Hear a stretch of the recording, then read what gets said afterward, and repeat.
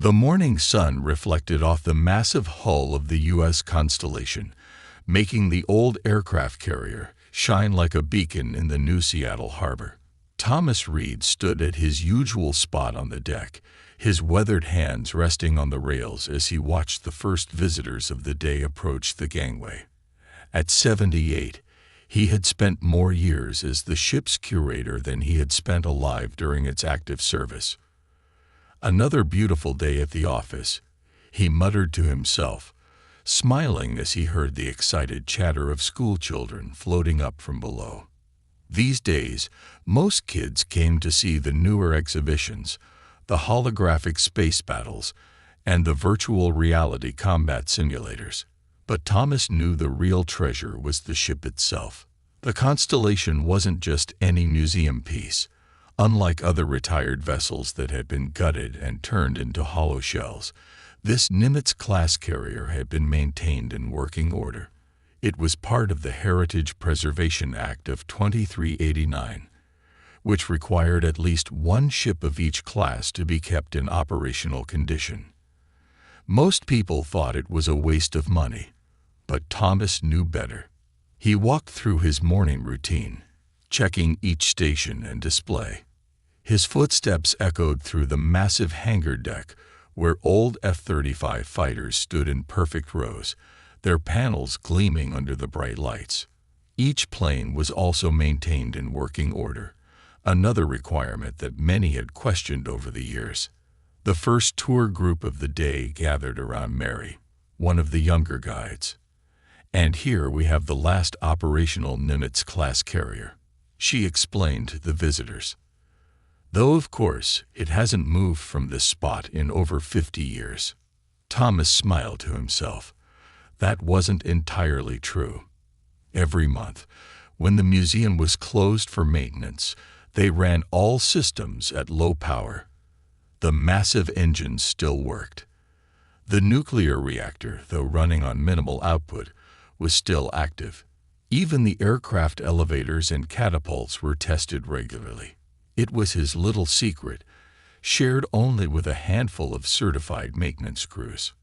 The morning passed quietly until Thomas noticed something odd. The usual stream of messages on his neural implant had stopped. He walked to his office, a small room filled with both physical books and holographic displays. The main screen was flashing red. The emergency broadcast system had been activated. The message was brief but terrifying. ALERT. Unknown hostile forces detected in the Proxima Centauri colony. Fleet engagement in progress. Civilian casualties reported. This is not a drill. Thomas felt his heart race as he pulled up more information. The data streaming in painted a grim picture. Humanity's outer colonies were under attack by an alien force that had appeared without warning. The Earth Defense Fleet had already mobilized, but early reports weren't good. He looked out his window at the crowds of visitors still wandering the ship, blissfully unaware of what was happening light years away. Then his neural implant buzzed with a private message, one he had hoped never to receive. Protocol Whiskey Hotel is now active. Acknowledge. Thomas's hands shook as he sent his confirmation. Years ago, when he had taken this job, he had been briefed about this protocol. It seemed absurd then, the idea that a museum ship might ever be needed for actual combat. But the politicians and military planners had insisted on maintaining this backup plan, hidden in plain sight. He began sending coded messages to specific individuals around the city. Former naval officers, retired engineers, and military historians, all people who had been carefully chosen and briefed about this possibility. Then he started the subtle process of evacuating the museum. Ladies and gentlemen, his voice echoed through the ship's still-functioning announcement system. Due to an unexpected maintenance issue, we will be closing early today. Please proceed to the exit in an orderly fashion. All ticket holders will receive a full refund and a free pass for their next visit. As the confused visitors made their way out, Thomas received the first responses to his messages. They were coming. The old crew, the ones who had trained in secret for years, were on their way. He made his way to the bridge, each step feeling heavier than the last. The sun was setting now, casting long shadows across the deck. In the distance, he could see the sleek shapes of modern warships moving out to sea, the active-duty fleet mobilizing for war. Thomas touched the old captain's chair, his mind racing through everything that needed to be done. The weapons systems would need to be brought online. The aircraft would need to be checked and armed. The reactor would need to be brought up to full power for the first time in decades. His neural implant buzzed again with another emergency alert. The news was worse than he had feared. The alien force had broken through the outer defenses. The Earth Defense Fleet was taking heavy losses. Their energy weapons and advanced shields were failing against whatever technology the aliens were using. A soft chime announced the arrival of the first response team. Through the bridge windows, Thomas could see people arriving in ones and twos, trying not to draw attention. Many were older, like him, but they moved with purpose. They knew what needed to be done. "Welcome aboard," he said to the first group as they reached the bridge. "I wish it were under better circumstances." Among them was Robert Miller, a former naval captain who now taught history at the local university. "Never thought we'd actually have to do this," Miller said, looking around the bridge with professional interest. "How long until we're ready?" Thomas pulled up the status displays, their ancient screens coming to life. "The reactor can be at full power in 6 hours. Weapons systems will take longer. We'll need to break out the ammunition from the sealed storage. The real challenge will be the aircraft. We have 12 F-35s in operational condition, but they'll need to be armed and checked thoroughly." The others were already moving to their stations, muscle memory taking over despite the years away. They had trained for this, even if they had never truly believed it would happen. "What about crews?" Miller asked. "We're going to need more people." Thomas nodded toward the windows, where more people were arriving. "I've activated the full reserve list. But you're right, we'll need to train new people quickly, the specialty pilots." A loud alarm cut through the air, making everyone freeze. Thomas pulled up the alert on the main screen. The news struck him like a physical blow. The Earth Defense Fleet had suffered a major defeat. Most of their ships were destroyed or disabled. The alien force would reach Earth within days. "Well," Thomas said, looking at the determined faces around him, "I guess we'd better get to work. Captain Miller, I believe you're the ranking officer present. The ship is yours." Miller straightened, years dropping away as he assumed command. "Right, let's show these aliens what an old Earth warship can do. Begin power-up procedures. And someone find us some pilots, preferably ones who still remember how to fly without computer assistance." As the bridge came alive with activity, Thomas took one last look at the peaceful harbor. Soon, the holographic camouflage would be deactivated, revealing the fully armed and operational carrier beneath. Soon, the aliens would learn that humanity had more than one way to fight. The old curator smiled. Maybe those yearly maintenance budgets hadn't been such a waste after all. Captain Robert Miller stood in the carrier's bustling hangar deck, watching his crews work through the night to prepare the F-35s for combat. The sound of tools hitting metal echoed off the walls, mixing with urgent voices and the hum of power systems coming online. Just 24 hours ago, he had been preparing lecture notes about the Third World War. Now he was preparing for humanity's next great battle. "Sir, we found more pilots," called out James Wilson, a former flight instructor who had arrived an hour ago. He led a group of 5 people toward Miller. They all have experience with older aircraft. 2 of them even flew these models in simulators. Miller nodded, studying the group. They weren't what he would have chosen in better times. 2 cargo pilots, a civilian flight instructor, and 2 air show performers. But they understood the basics of flight without relying on AI assistance, and that's what mattered now. "Welcome aboard," Miller said. "I know this isn't what any of you expected to be doing today, but we're short on options. The aliens have knocked out most of our modern defenses. Their shields seem to stop energy weapons, but we're betting they've never faced good old-fashioned bullets and missiles." The pilots exchanged glances, but none of them backed away. One of them, an older woman with gray hair tied back in a tight bun, stepped forward. Name's Lisa Thompson. Been flying restored warbirds for 15 years. These jets might be newer than what I'm used to, but the principles are the same. Point me at the enemy, and I'll give them hell. Above them, the massive hangar doors began to open, revealing the night sky. The holographic camouflage that usually hid the ship's military features had been deactivated, showing the carrier's true nature. Emergency lights cast everything in a red glow, making the scene feel even more surreal.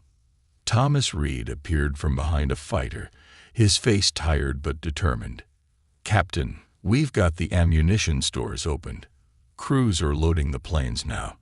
Basic missiles and rounds. Nothing fancy, but they'll do the job." Miller was about to respond when every neural implant in the hangar buzzed simultaneously. The news made his blood run cold. The alien fleet had broken through the last line of defense at Mars. They would reach Earth within 12 hours. "Time to speed things up," Miller announced. "Thompson, get your people to the simulators. You've got 6 hours to learn these birds. The rest of you, keep working. I want every plane ready for launch when the time comes." He turned to Thomas. "What about the ship's defenses?" "Coming online now," Thomas replied. "The CIWS still works perfectly. Tested it last month. Missile systems are good too. We've even got some old electronic warfare gear that might come in handy. The aliens won't expect signals from this era." Miller's neural implant buzzed again. This time, it was a message from the emergency command center that had been set up inland. Other museum ships worldwide were being activated. The U.S. Missouri and Pearl Harbor, the Charles de Gaulle and Marcel, even old submarines were being brought back to life. "Sir," a voice called from across the hangar. "You need to see this."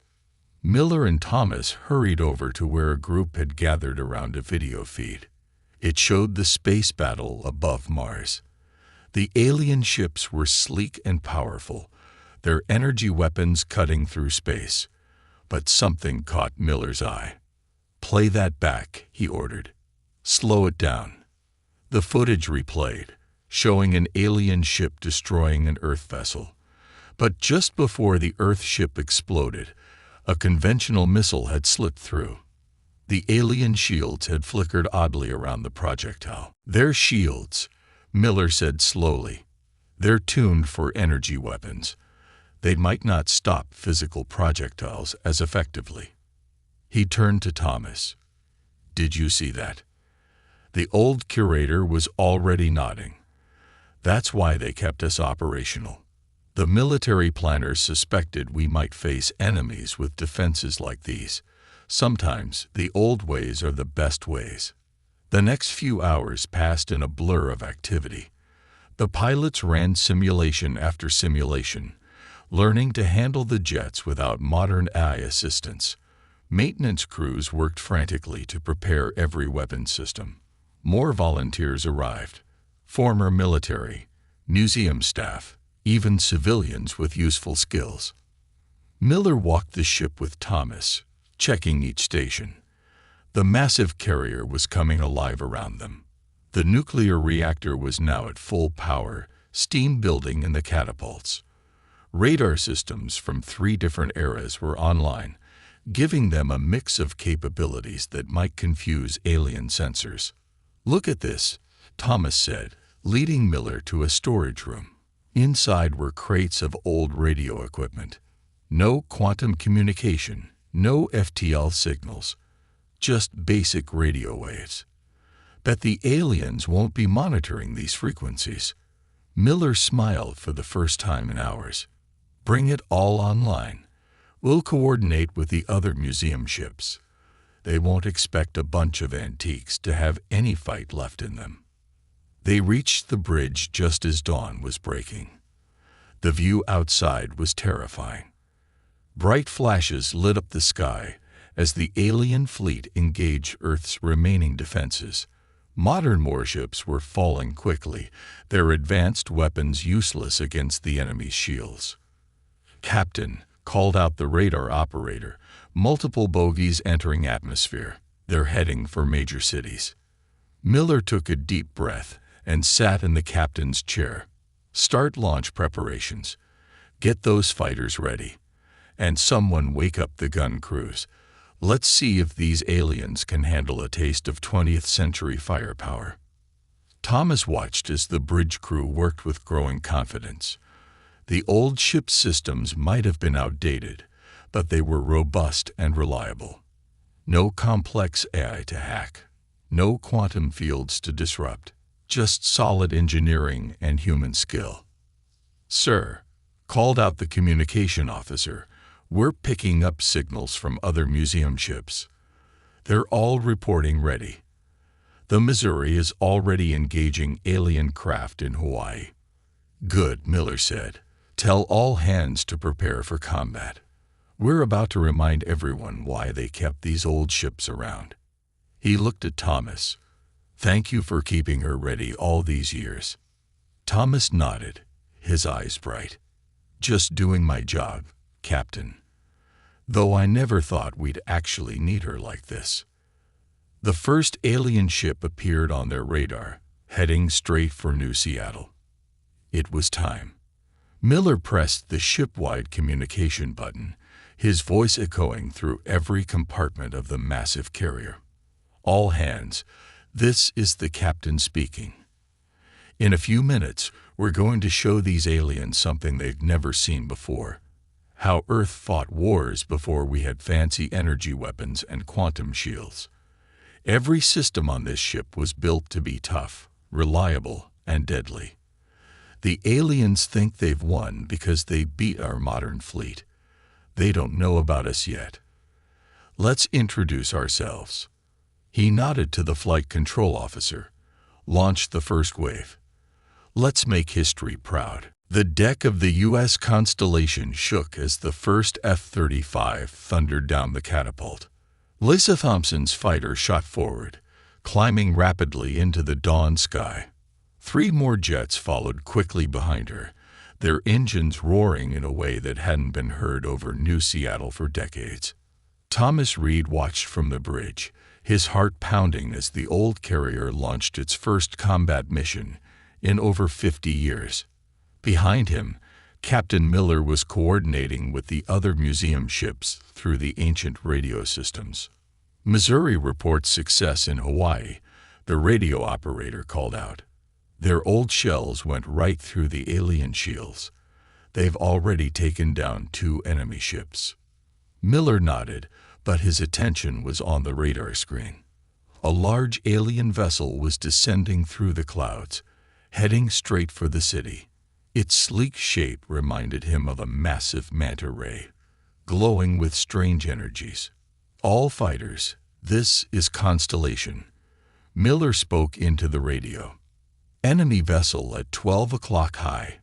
Remember your training. No fancy moves. Basic attack patterns, just like in the simulations." Lisa's voice crackled back over the radio. "Roger that, Constellation. Forming up now. These aliens are in for a surprise." The alien ship suddenly stopped, hovering over the water. It seemed to notice the carrier for the first time, probably confused by the primitive vessel that dared to challenge it. Energy began building along its hull, preparing to fire. Now, Miller ordered. The F-35s struck from 4 different directions. Their missiles, designed long before energy shields existed, slammed into the alien vessel. The enemy's shields flickered wildly, trying to adapt to the unfamiliar weapons.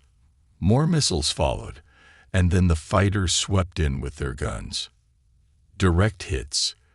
Lisa shouted over the radio. Their shields can't handle kinetic weapons. The alien ship turned, trying to target the fast-moving fighters.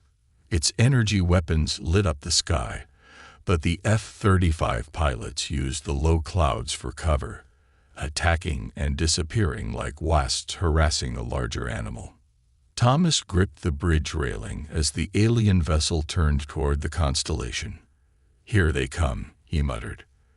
"All hands brace for combat," Miller announced. "Gun crews, stand by." The alien ship fired, sending a beam of intense energy toward the carrier. But Thomas had been preparing for this moment for years. Hidden panels along the ship's hull slid open, revealing rows of old but well-maintained close-in weapon systems. "CIWS engaging," the weapons officer reported. The automated guns roared to life, filling the air with thousands of rounds per minute. The simple tungsten bullets did what modern energy weapons couldn't. They penetrated the alien shields and tore into the ship's hull. The enemy vessel shuddered, its attack beam going wide. More F-35s launched from the carrier's deck, joining the battle. The alien ship tried to retreat higher into the atmosphere, but its hull was already heavily damaged. "They're running," someone shouted. "Not so fast," Miller said quietly. "Fire main missiles." The carrier's vertical launch systems, hidden under what appeared to be museum displays, opened up. Dozens of missiles streaked toward the alien vessel. Its shields, already weakened by the CIWS fire, couldn't stop the barrage. The ship exploded in a spectacular flash, raining debris into the bay. But there was no time to celebrate. The radar operator's voice was tense. Multiple contacts incoming. At least 5 more alien ships. Miller turned to Thomas. "Time to show them everything this old girl can do." Sound general quarters. The carrier's ancient battle alarm echoed across the water. More fighters launched while the gun crews reloaded. The radio crackled with reports from other museum ships joining the fight. The U.S. Missouri was advancing across the Pacific. The Charles de Gaulle was engaging enemies over Europe. Even old submarines were making their presence known, their conventional torpedoes proving just as effective as the guns and missiles. Thomas made his way below decks, checking on critical systems. The crew, a mix of veterans and hastily trained volunteers, worked with growing confidence. They had seen that the aliens could be hurt, could be beaten. He reached the main ammunition storage just as the ship shook from a direct hit. The lights flickered, then stabilized. "Damage report," he called out. "Hull plating holding," came the response. "These old ships were built tough, sir. They didn't rely on shields back then." Another hit rocked the carrier, stronger this time. Thomas stumbled against the wall, then heard something that made his blood run cold, the sound of the reactor warning alarms. He ran to engineering, finding controlled chaos. The reactor crews were working frantically to prevent a meltdown. A direct hit had damaged some of the cooling systems. "We need to shut it down," one engineer shouted. "No," Thomas said firmly. "We can reroute through the backup systems. I've maintained them all these years for exactly this reason." He moved to a panel that looked like a museum piece but was actually fully functional. His fingers flew over the controls, activating backup circuits that hadn't been used in decades. The reactor warnings slowly faded. Above them, the battle continued to rage. The F-35s had learned to work together, using their old weapons in ways the aliens never expected. Lissa led her squadron in attack after attack, their very primitiveness becoming an advantage. "Their sensors can't lock onto us properly," she reported. "They're too used to modern stealth systems. These old jets must look like ghosts to them." Miller coordinated the defense from the bridge, using the simple radio networks to link with other museum ships. The aliens' advanced communication jamming had no effect on these ancient frequencies. More enemy ships appeared, but now they approached more cautiously. They had learned respect for these primitive vessels that their scans had dismissed as harmless relics. Thomas made it back to the bridge just as a massive alien ship, larger than the others, descended from the clouds. It bristled with weapons, its hull glowing with power. "Must be their commander," Miller said, "coming to finish us personally." "Sir," the radar operator called out, getting strange readings. "They're powering up something big." The alien flagship's hull split open, revealing what looked like a massive energy cannon. Power built up visibly, creating distortions in the air. "All hands, brace for impact," Miller ordered. This might be it. But Thomas was smiling. "No," he said, "this is what we've been waiting for." He pulled out an old data chip, something he'd kept secret for years. "Captain, install this in the main fire control computer." Miller took the chip, understanding dawning in his eyes. "You knew this might happen." "The military planners weren't completely in the dark," Thomas explained.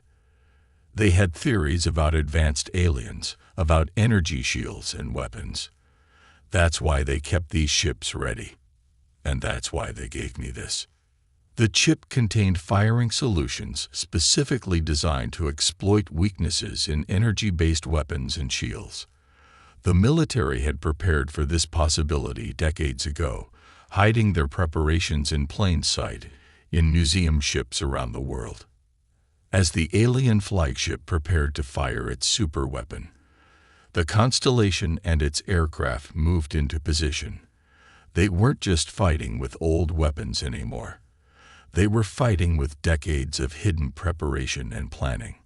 The real battle for Earth was about to begin. The alien flagship's weapon continued charging, creating strange ripples in the air around it.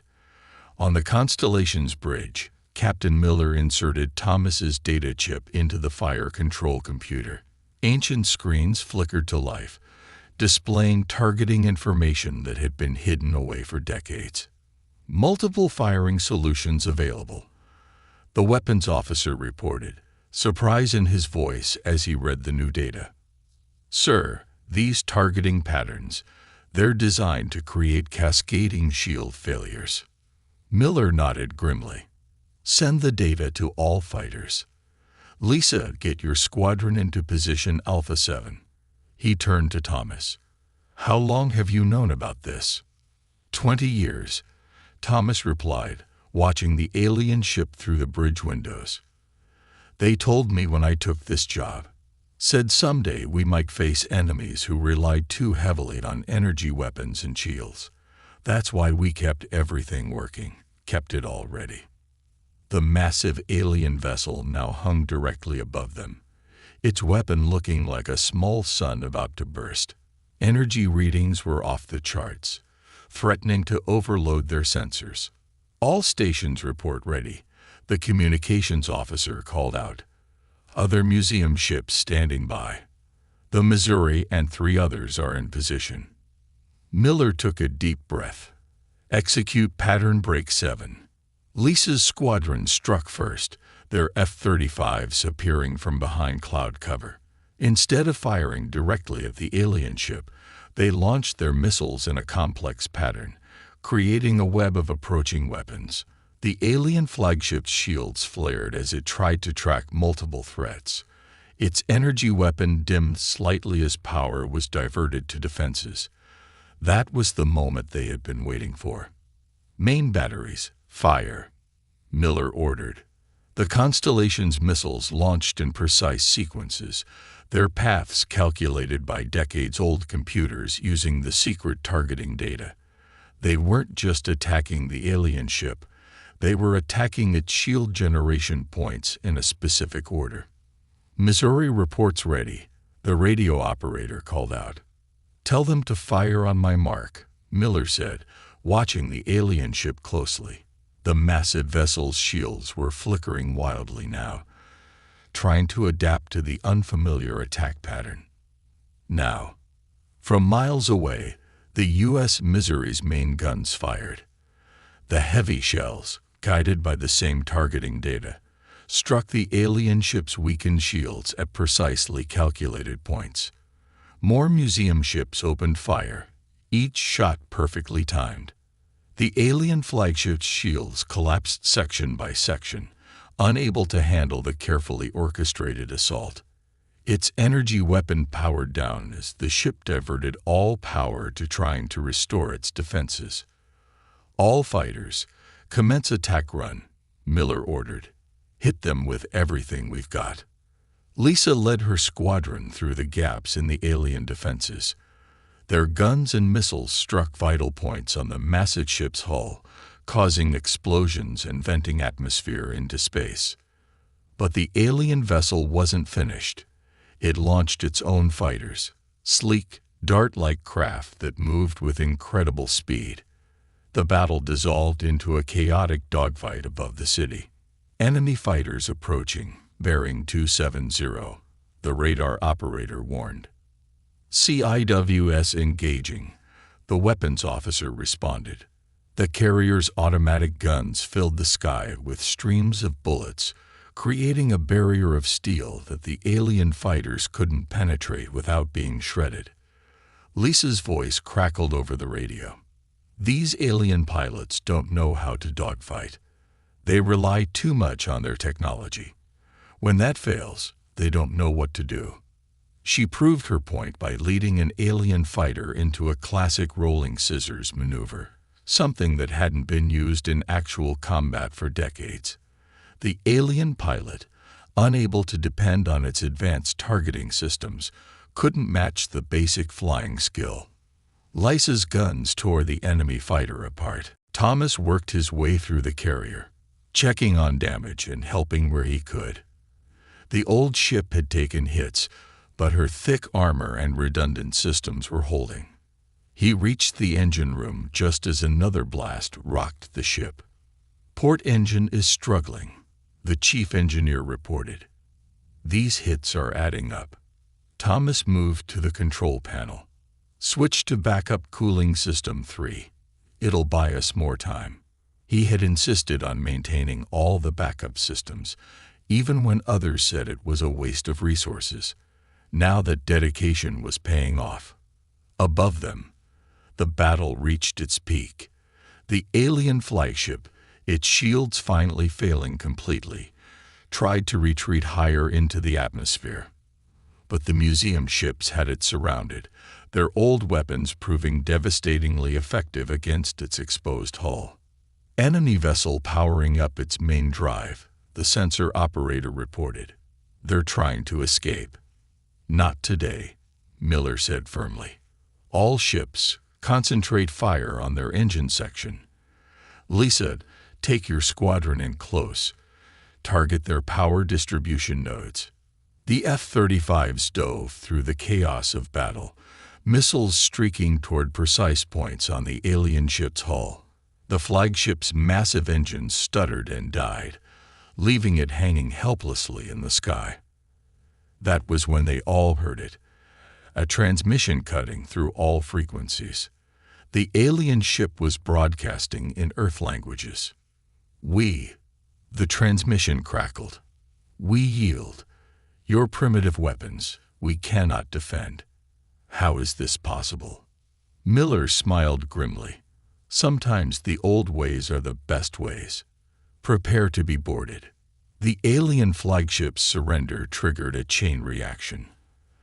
Other alien vessels, seeing their most powerful ship defeated by what they had dismissed as museum pieces, began retreating from Earth's atmosphere.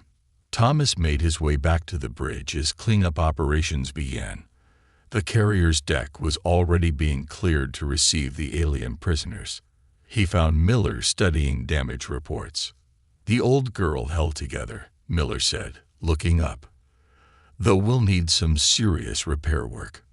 Thomas nodded, running his hand along a nearby console. "She did her job. They all did. Every museum ship that fought today proved why we kept them ready all these years." Reports were coming in from around the world. The Missouri had sunk 3 alien ships. The Charles de Gaulle's fighters had protected all of southern Europe. Even old submarines had claimed victories, their conventional torpedoes proving just as effective as the guns and missiles. "Sir," the communications officer called out, "we're getting messages from the retreat alien ships. They're requesting permission to recover their damaged vessels, and they want to open diplomatic channels." Miller raised an eyebrow. "Seems they've learned some respect for Earth's primitive technology." Thomas watched as Lisa's squadron made their final landing, the F-35s touching down one by one on the carrier's deck. The old planes had proven themselves in combat once again, their simple reliability winning out over advanced alien technology. But he knew this wasn't over. The alien fleet might have retreated, but they would be back. They would adapt, try to find ways to counter Earth's old weapons. The next battle would be even harder. That was fine. Earth would be ready. The museum ships had reminded everyone that sometimes the best defense wasn't the newest technology, but the tried and true methods that had stood the test of time. And there were more museums, more old ships and weapons, ready to be awakened if needed. The sun was setting now, casting long shadows across the carrier's battle-scarred deck. Tomorrow they would begin repairs, start training more crews, and prepare for whatever came next. But for now, they had won. The museum ship had become a warrior once again, proving that some things never truly retire.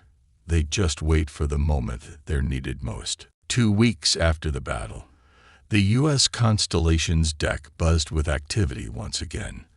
But instead of launching fighters, crews were busy with repairs. Welders fixed battle damage while technicians checked systems that had been pushed to their limits during the fight. Captain Miller walked the deck with Thomas, both men stopping occasionally to watch the work. Above them, civilian ships were helping to clear the remains of alien vessels from the bay. The massive hulk of the alien flagship had been moved to a secure facility for study. "The aliens want another meeting," Miller said, looking at a message on his neural implant. "Their diplomats seem honestly embarrassed about the whole thing. Turns out their entire military doctrine was built around energy weapons and shields. They never considered that someone might still use physical projectiles." Thomas nodded, watching a crew replace a damaged radar array. "That's why the old planners kept these ships ready. They knew that someday we might face enemies who had gone too far in one technological direction. Sometimes the best countermeasure is to step backwards." They reached the carrier's bow, where Lisa was training new pilots. After the battle, thousands of young people had volunteered to learn how to fly the old jets. They wanted to master the basic skills that had proven so effective against alien technology. "How are the students doing?" Miller asked as they approached. Lisa smiled, gesturing to the trainee pilots gathered around an F-35's cockpit. "They're learning fast. Most of them grew up with AI assistance for everything. So it's a challenge. But they understand now why it's important to know the fundamentals." A shadow passed overhead, one of the alien diplomatic shuttles heading for the mainland. The aliens had been surprisingly quick to seek peace once they realized their technological advantage wasn't as complete as they had thought.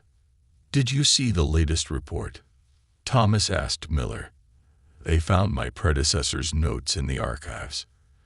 Turns out he knew about the alien threat too.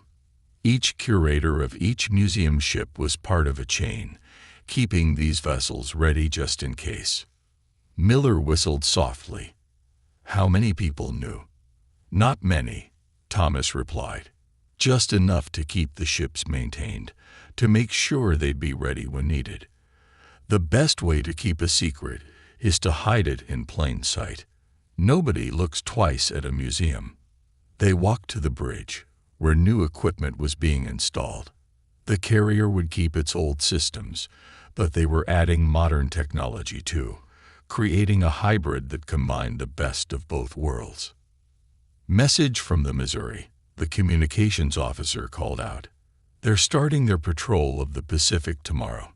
The Charles de Gaulle is already watching the European coast. The museum ships have been officially reactivated, forming a new line of defense for Earth.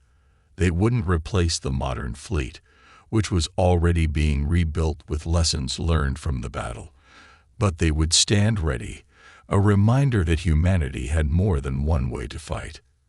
Thomas paused at his old office, now being converted into a proper command center. On his desk sat a letter he had written years ago, never expecting it to be needed. It contained everything he knew about the ship, about the secret preparations, about the alien threat that the military planners had feared might come.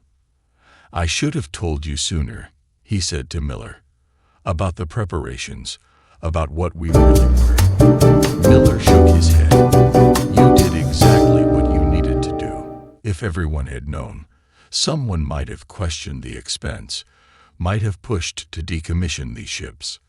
Sometimes the best weapon is the one your enemy doesn't know you have." A group of visitors caught their attention. Officials from other museums around the world come to learn how to maintain their own ships. The success of the Constellation and other museum vessels had sparked a global movement to preserve military history in working condition. "It's not just ships," Lisa said, joining them on the bridge. "They're restoring old tanks, aircraft, even basic firearms. The aliens taught us that sometimes older technology has advantages that can't be matched by newer systems." Thomas watched as a restored helicopter landed on the carrier's deck, bringing more supplies. The old and the new working together, each supporting the other. It was how humanity had always advanced, not by abandoning the past, but by building on it. "We got another message from the alien diplomats," Miller said, checking his neural implant.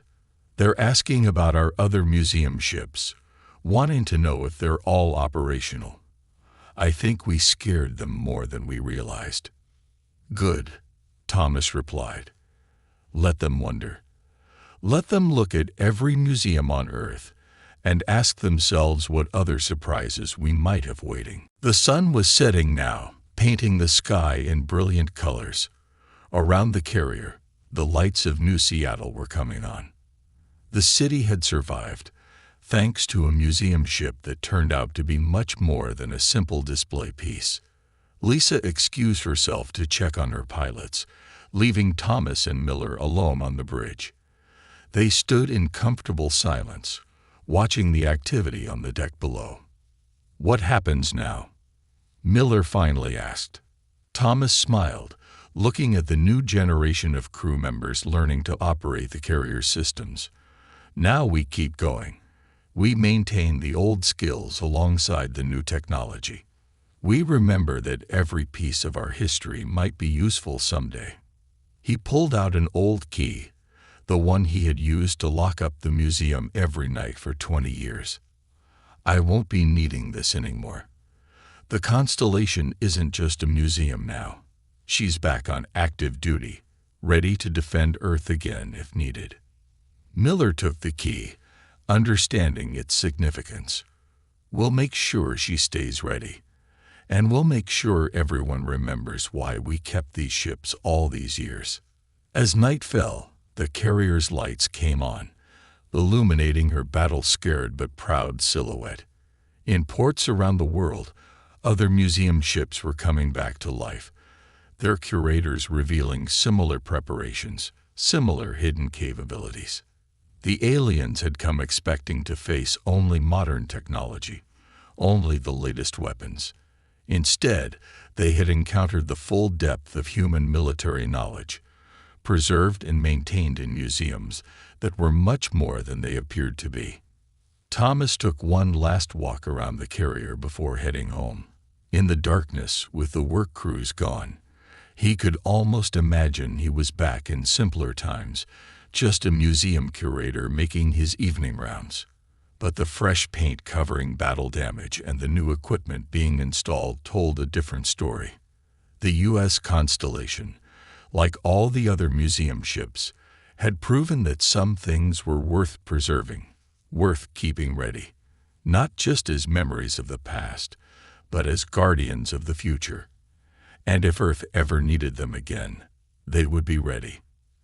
After all, that was what museums were for, not just to remember history, but to learn from it, to keep its lessons alive.